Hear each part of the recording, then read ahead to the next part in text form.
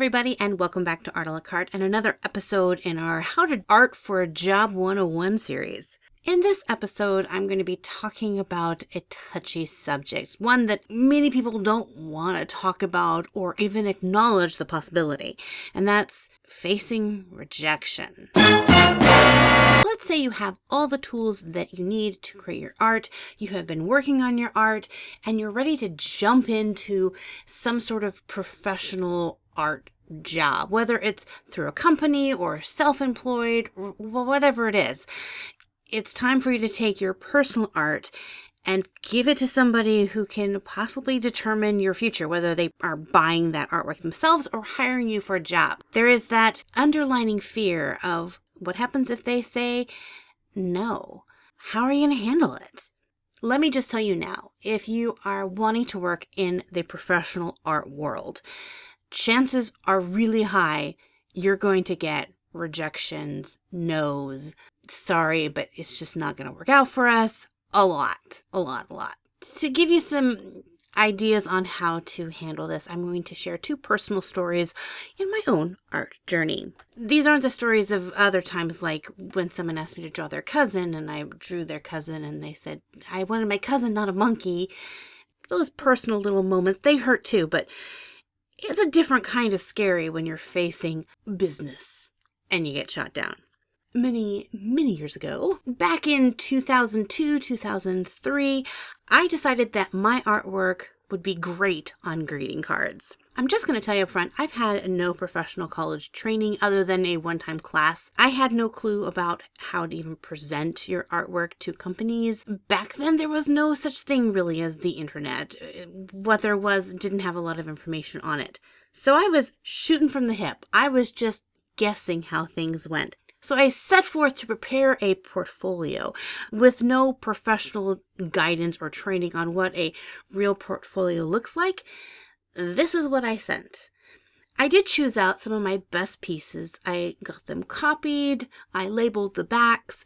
I selected some pieces that I thought would be great for greeting cards. I had this fun mouse kind of theme that I really liked. Then I chose 3 or 4 different greeting card companies that I thought might enjoy my artwork. With excitement and nervousness, sent them off in the mail. Just a side note, probably isn't what a portfolio is supposed to look like. Again, I've had no professional training as far as how to do a professional portfolio, but from everything that I have seen since then, yeah, this kind of wasn't it. Even though this was far from a professional looking portfolio, I will tell you the valuable lessons I learned from this. And one is stop dreaming about something and start doing something about it. Even if it's the wrong way about going towards something, though it might not be the normal way someone goes about doing it, as long as you're moving forward, pushing yourself towards that dream, you're getting one step closer to something. That's better than not moving at all. Even if you end up having to take some steps back and go a different direction, or you receive the resounding, no, I'm sorry, thank you for your interest, but we're not looking for any illustrators right now, or thank you for submitting your portfolio, but your style is not what our company is looking for. Both of which were the responses that I got from 2 of the companies I sent out. The other ones never even bothered to write me back. It was hard. And my first thought was, well, I tried, I give up. I'm just going to find some other career out there. And it was a few years later before I attempted to do anything professional again.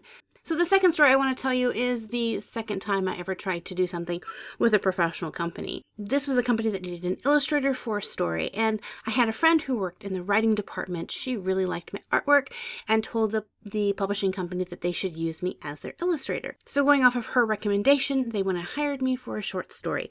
I was thrilled. I was excited. It was a story about kids. It was really fun. I, again, had no professional training on how to do a illustration. Had no clue what I was doing. So instead of like sending thumbnails to them and character sketch designs, style designs, I just went ahead and jumped in, made the finished pieces, and sent it to them, in which they sent back saying that the style was a little bit off. They wanted a little bit more realistic style, that my drawings at the time were extremely animated looking, and they wanted a realistic style. So I again tried another illustration, fix it up a little bit more, sent it in. At this point, I received the phone call.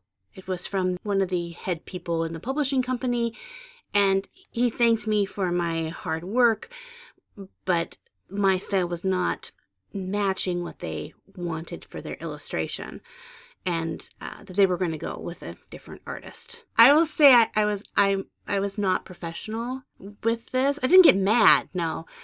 I sobbed on the phone, begging for a third chance. The poor guy. I mean, I did not handle rejection well. You guys, if you ever think, I don't know how I can handle rejection, just know I handled it probably in the most unprofessional manner possible.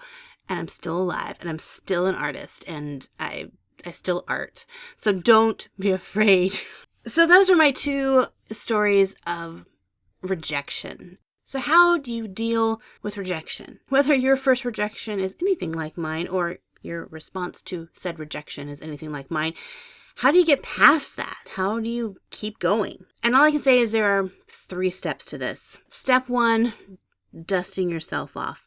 Allow yourself to process the emotion. If you need to cry, preferably not on the phone with the publisher, cry. If you need to throw things around, throw things around. If you need to have chocolate and ice cream, do what you gotta do.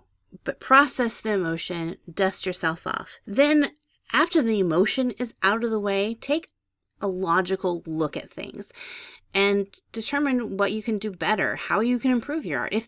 If being a card illustrator is what you want, then do more research. Find out what the companies are wanting, but really analyze the situation. Once you've analyzed, push yourself to do the next step. Work hard, practice where you need to practice, build that skill up, and then try again.